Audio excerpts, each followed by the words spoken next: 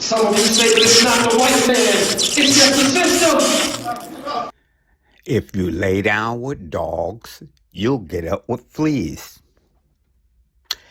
Mostly everything we see today, as horrible as it may be, is a distraction, because for black people, reparations are still on deck.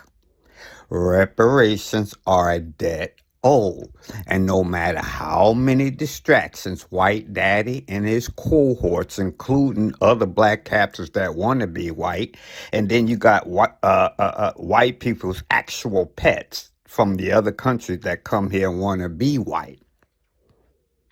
The debt is still owed. So the white-looking people that come here and want to act and be white folks, then you can help pay that debt too. You heard?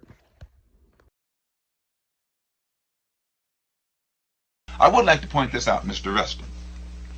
If you have 100 people who work for you for nothing for a week, you make a profit.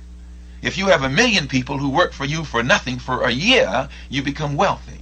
Well, then when you have millions of black people whom you can work for nothing for 310 years, you can easily see why America became the wealthiest and the most powerful country on earth faster than any country in history. But here you have 20 million black people today whose parents were worked for 310 years for nothing. What do they have coming for them?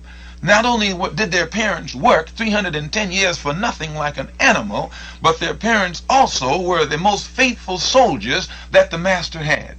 What payment have they gotten? And today, they're not asking for much. They're not asking for what someone else would ask. Instead of asking for something that's real, they're asking their master to let them occupy one of the rooms in his house, or one of the rooms with him in his house. Now, this is still not asking for something. If America gave the black man here half of this country, they wouldn't be giving us anything. They worked our mothers and fathers for 310 years with no pay.